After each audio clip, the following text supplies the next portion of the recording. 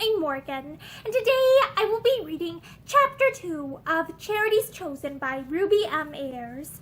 Chapter 2.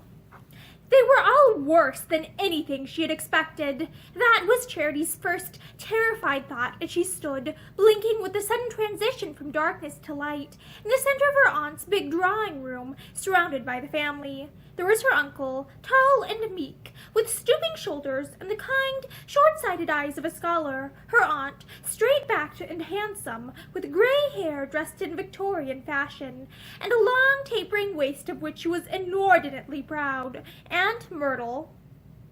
Charity thought she had never seen anyone so dainty or pretty as Myrtle. She was like a dressed-in china doll, fair-haired, small-featured, and slender, with blue eyes and the silkiest of fair hair. Not a bit like any of the others, Charity thought, and her heart went out to Myrtle, whom Heather loved. "So you're my niece," Harvey's father said, and put out a limp hand to shake hers. "You're like your mother," Harvey's mother said, in the tone of voice that said very plainly that to be like one's mother was an unforgivable sin. "You look frozen," Myrtle said in a very charming voice. "I suppose Harvey never gave you any supper?" Charity shook her head. "No. We have had dinner," her aunt said quickly, "but if you are hungry, one of the maids will cut some sandwiches." She turned to Harvey. "Please ring the bell." And then there were several moments of frozen silence, till a very smart maid in a starchy apron appeared, and Mrs. Atfield said, "Please show my niece to her room," and Charity turned and dumbly followed across an endless space of hall, and up a flight of stairs, wide and softly carpeted, which seemed to have no ending, till at last they came to a long passage. They walked down this, turned sharply to the left, and came to an open door. "This way, please," said the maid, and Charity crept past her tremblingly. The room was small, but comfortable, although, as she afterwards discovered, it was impoverished in comparison with others in the house, and it was furnished with a single white-painted bed, a chest of drawers with a looking-glass on it, a small wardrobe, one chair, and a strip of carpet on either side of the bed. But it had pretty curtains of rose color, and there was a rose-colored shade to the light. Charity thought it was very pretty. When the maid had gone, with a murmur about hot water and luggage, she stood at the foot of the bed, shivering still, and staring around her with wide, scared eyes. This was to be her home and future. This was the room provided for her by her father's relations. She crept on tiptoe to the window and cautiously pulled the curtains apart. It was quite dark, but she could just see that the window overlooked a narrow sort of side street, and that there was a lamp-post outside, the light of which winked at her through the cold night like a friendly eye. No wide stretch of prairie, no miles of lonely sea.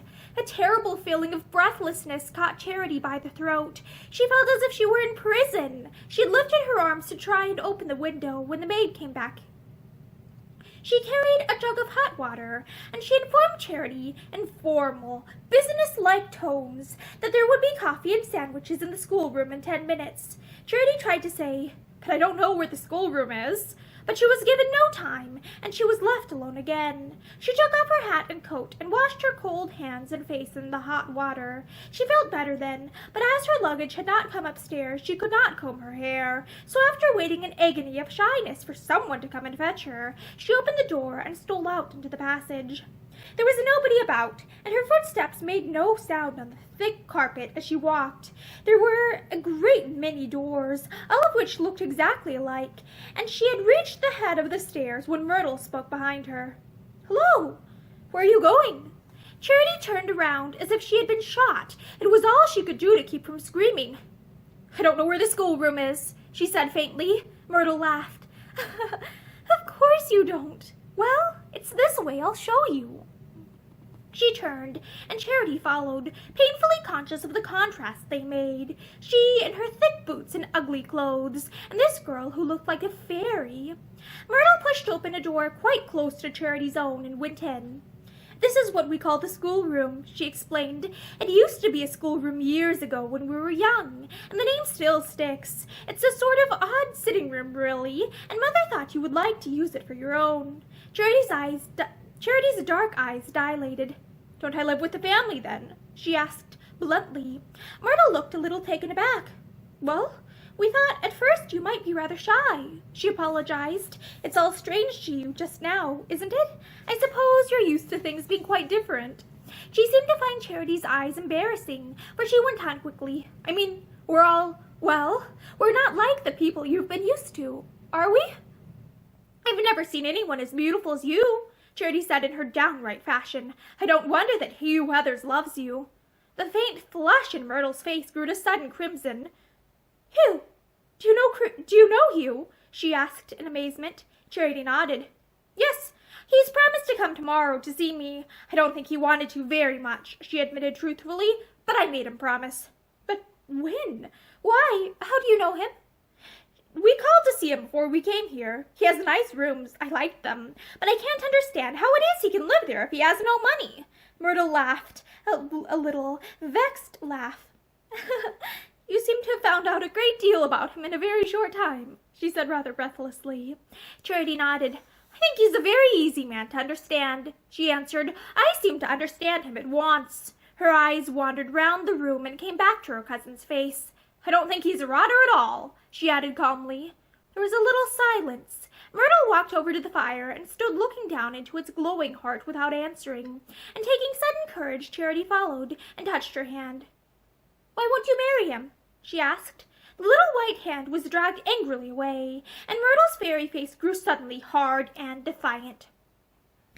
If you're going to stay with us, you will have to learn to mind your own business, she said haughtily, and before Charity could recover from her surprise, she had gone, banging the door behind her.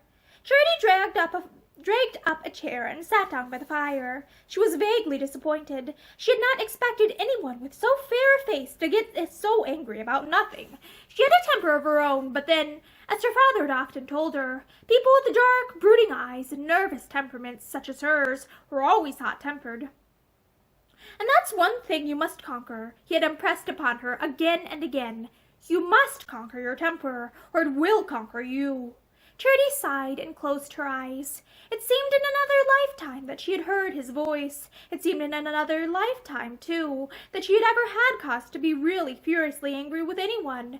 The unfortunate lawyer from Sydney had been the last offender. Nobody had been sufficiently interested in her since to even try to make her angry. Coffee and sandwiches were brought, and she fell upon them hungrily.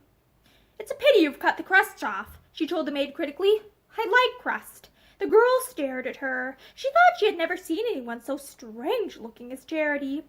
A real poor relation, that's what she is, she confided later to the other servants, but all she said to Charity was, Most people prefer them without crusts. Do they? Said Charity. Well, I don't. The maid turned to leave the room, and Charity called after her. What do I do when I've eaten this? The maid smiled faintly. She thought, as Heather had done earlier in the evening, that Charity was like some quaint doll. I dare say the mistress will tell you what she wants you to do, she answered kindly. Oh, well, as long as someone tells me, Charity said, and fell again upon her sandwiches. Mrs. Atfield appeared as she was clearing up the last crumb. She wore a wonderful cloak of some bronze-colored velvet, edged with fur which Charity knew was sable, and she carried a silver bag, and she looked at Charity through a lorgnette on a gold stick. I hope you are feeling better, she said graciously. I don't feel so empty, Charity admitted, and she cast a longing eye at the empty plate. She could have eaten twice the amount that had been sent to her. I'm going out, Mrs. Atfield went on. You know where your room is. When you are tired, go to bed. If you want to read, there are plenty of books over there. She indicated some shelves, which reached from floor to ceiling on one wall of the room. Is Myrtle going out too? Charity asked wistfully. She was in no mood for her own company. She longed for someone to talk to. Myrtle is going with me, her aunt answered. Myrtle goes out a great deal. She paused and added, Later on, when you have been shown how to behave, you will sometimes be able to go with her. No, thank you, said Charity. She had never been patronized before, but she vaguely realized that she was being patronized now, and her pulses began to jerk angrily. Mrs. Atfield frowned and drew her straight back into an even straighter lines.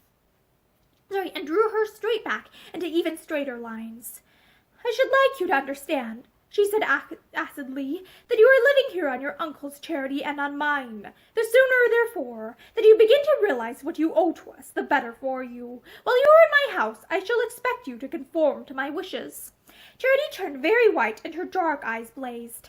"What does that mean?" she asked with deadly calm. "That you will do as I tell you," was the reply. "Always?" "Most certainly always." "Oh." Charity was choking with resentment, and yet for the moment there seemed nothing more to be said, and Mrs. Atfield turned and sailed with great dignity from the room. Charity went back to her chair by the fire. She wanted to cry, but pride withheld her tears. She shut her eyes tightly and clenched her hands hard on the wooden arms of the chair. It was no use crying. Nobody cared. Presently she conquered herself and sat up again, drawing a long breath. Outside in the street she heard the shutting of a car door, then the soft sound of a car moving away. Myrtle and her mother had evidently left the house. Charity went over to the bookshelves. As a rule, she loved books, but now she had no desire to touch them or to open their covers. She was longing for someone to talk to, someone to sympathize with her, someone to take her thoughts off her own loneliness, which seemed to have increased since she came to this house full of people. She opened the door and went out onto the landing again. Nobody about. The thick carpet seemed to deaden all sound, and gaining courage a little, she crept down the stairs into the big hall. Nobody here either. No sound at all save the solemn tick-tock of a grandfather clock in a corner and the crackle of a fire. They do keep good fires, that's one thing, Charity thought, as she paused for a moment to warm her hands and look around. The hall seemed almost as big as a house, she thought, and she wondered how many rooms there were upstairs, and how many servants besides the maid whom she had spoken to. At the far end of the hall was a green baize door. To Charity's ignorance, there seemed to be a mysterious interest about it. It was so different from all the other doors. She slipped across to it and pushed it wide, and at that moment she heard the sound of laughter, hearty, cheerful laughter that involuntarily brought a smile to her own sad face. She slipped through the green baize door, along a stone-floored passage, and into a room at the end where a big fire roared up the chimney, and the maid with whom she had spoken upstairs, and several other maids sat talking together. "Can I come in?" Charity asked. There was a moment of dismayed silence. Then they began to push back their chairs and to rise. Charity went forward. "Oh, please don't move," she said quickly. "It's so dull being upstairs alone. And I heard you laughing. It sounded so nice," she added, looking at them pathetically. "So I thought perhaps you wouldn't mind if I came and sat with you." She took a vacant chair close to the fire and waited expectantly. Nobody spoke. "Don't you want me here either?" Charity asked blankly. The maid whom she had seen upstairs answered for the rest. "Mistress would be annoyed if she knew." Charity's face cleared and she laughed. "It's all right. She won't know. She's gone out." "Yes, but—" They looked at one another in dismay. Charity rose to her feet. "Is there any place for me at all in this house?" she asked tersely. "My aunt says I'm not to live with them, and you don't want me down here. Oh, I wish I had never come. I wish I had never come." She burst into wild tears and ran from the room. At the foot of the stairs she almost ran into Harvey. "Hello, good heavens, what's the matter?" he asked in amazement. "And what in the world have you been down to the kitchen for?" Charity was beyond answering. She brushed past him and fled up to her room. She brushed past him and fled up to her own room. Harvey looked after her with amused eyes. When she had disappeared, he shrugged his shoulders and went on his way. "Mad as a hatter," was the thought with which he dismissed her from his mind. And that is the end of Chapter 2 of Charity's Chosen by Ruby M. Ayres. Thank you for listening to this chapter with me, and I hope that you join me for the next one soon. Have a great day!